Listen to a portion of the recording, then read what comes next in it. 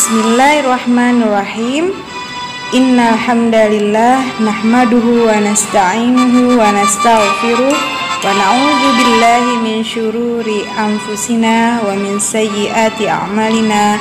May yahdihillahu fala mudilla lahu wa may yudlil fala hadiyalah. Asyhadu an la ilaha illallah wahdahu la syarikalah wa asyhadu anna Muhammadan abduhu wa rasuluh la nabiyya ba'dah. Allahumma salli ala Muhammad wa ala alihi wa sahbihi ajma'in.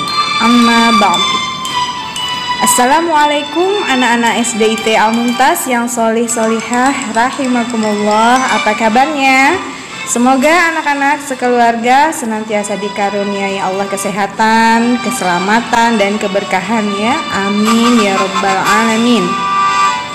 Pada majelis pagi hari ini, izinkan Ustazah Yanti untuk menyampaikan kisah singkat tentang seorang ulama Indonesia yang merupakan salah satu pahlawan nasional Indonesia atas jasa beliau yang berjuang untuk Indonesia sejak zaman revolusi hingga Orde Baru.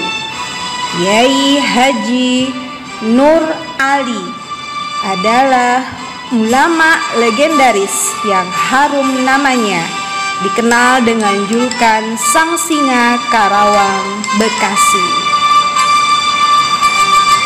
Beliau sangat terkenal di tengah masyarakat Betawi. Kiai Haji Nur Ali lahir dan wafat di kota Bekasi pada usia 78 tahun. Nama beliau diabadikan sebagai salah satu nama jalan di kota Bekasi. Beliau lahir dan dibesarkan di lingkungan keluarga petani sederhana yang taat kepada Allah Subhanahu wa Ta'ala. Ayahnya bernama Haji Anwar bin Layu, sedangkan ibunya adalah Hajah Maimunah. Sejak kecil, Nur Ali sangat mencintai ilmu. Beliau sangat rajin mengaji dari satu tempat ke tempat lainnya untuk belajar ilmu agama. Beliau mempunyai karakter disiplin dan pekerja keras. Semangat beliau menuntut ilmu agama sangat tinggi. Ketika berusia 8 tahun, dia mulai belajar mengaji pada guru maksum di Kampung Bulak. 3 tahun kemudian, dia mengaji ilmu tata bahasa Arab, ilmu tauhid, ilmu fikih dari guru murni. Ketekunannya semakin menebal. Memasuki usia remaja, Nur Ali pergi ke Kampung Cipinang Muara Klender, Jakarta Timur. Tujuannya memperoleh ilmu dari Guru Marzuki. Kesungguhan belajar putra daerah Bekasi ini menarik perhatian Guru Marzuki. Pada akhirnya, Nur Ali diperbolehkan untuk mengajar murid junior bila sewaktu-waktu Guru Marzuki berhalangan hadir. Saat berusia 20 tahun, Nur Ali bersama dengan Kiai Haji Hasbullah pergi ke Tanah Suci untuk menunaikan ibadah haji. Momentum ini dimanfaatkan beliau untuk meneruskan belajar ilmu-ilmu agama di kota Mekah.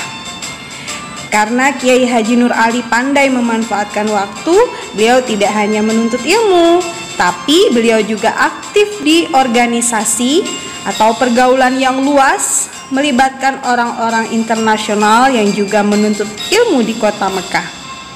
Di luar kelas, Nur Ali tidak berbeda daripada kebanyakan penuntut ilmu asal Nusantara di Tanah Suci.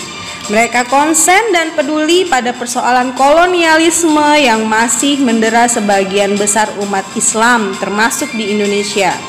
Melalui surat-surat yang diterimanya dari orang tua, dia mendapatkan gambaran tentang situasi terkini perjuangan kemerdekaan di tanah air.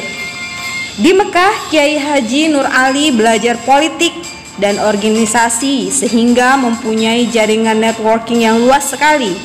Tidak aneh ketika Indonesia merdeka, pendukung pertama yang mengakuinya berasal dari Timur Tengah. Pada usia 25 tahun, setelah selesai mengenyam pendidikan, beliau kembali ke Indonesia. Nah, apa hal pertama yang beliau lakukan ketika kembali ke Indonesia? Ternyata beliau mendirikan pesantren At-Taqwa di kampung halamannya. Pendirian pondok itu sekaligus menandakan baktinya kepada sang guru. At-Taqwa menjadi tempat menyebarnya ilmu-ilmu agama sekaligus tekad melawan penjajahan. Oleh karena itu, pesantren tersebut selalu diawasi intelijen pemerintah kolonial Belanda. Dari seorang kader masjid, Kiai Haji Nur Ali mulailah mengajar di masjid-masjid. Dan setelah kemerdekaan pada tahun 1945 sampai 1949, mulailah kiprahnya memperjuangkan kemerdekaan bangsa Indonesia. Setelah proklamasi kemerdekaan pada 17 Agustus 1945, Indonesia belum sepenuhnya merdeka. Bangsa ini masih dikepung oleh para sekutu. Beliau berkiprah dengan membentuk pasukan Hizbullah. Kiai Haji Nur Ali tampil angkat senjata, mengorbankan semangat juang kepada masyarakat Bekasi. Dengan bermarkas di Pakis Karawang, Kiai Haji Nur Ali merancang strategi untuk memukul mundur pasukan sekutu dengan meminta saran dari Panglima Besar Jenderal Sudirman. Akhirnya muncullah peristiwa Rawa Gede di mana masyarakat diminta untuk menancapkan bendera merah putih sebanyak-banyaknya. Akibatnya pasukan sekutu marah, kemudian memerangi masyarakat di sana. Karena banyaknya korban pada peristiwa tersebut, akhirnya menimbulkan tekanan dari delegasi internasional sehingga terjadilah negosiasi perjanjian internasional yang menekan pasukan sekutu untuk keluar dari Indonesia. Dan pada zaman pendudukan Jepang, semangat Nur Ali tidak luntur. Setelah kian terdesak di Perang Asia Timur Raya, Jepang mulai mencari simpati rakyat Indonesia dengan membentuk Laskar-Laskar dan Kesatuan Pembela Tanah Air atau PETA. Menurut Kiai Haji Nur Ali, inilah kesempatan bagi anak-anak muda Indonesia untuk memperoleh ilmu militer modern. Dengan begitu mereka akan siap bila mana Indonesia memerlukannya, terutama dalam menyongsong kemerdekaan. Oleh karena itu, tidak sedikit santrinya yang ikut dalam Laskar Heiho, Keibodan atau PETA yang dibentuk Jepang. Nah anak-anak, Ustazah cukupkan dulu kisah tentang Kiai Haji Nur Ali. Semoga menjadi inspirasi bagi kita untuk tekun dalam menuntut ilmu, menjaga sholat dan mencintai masjid.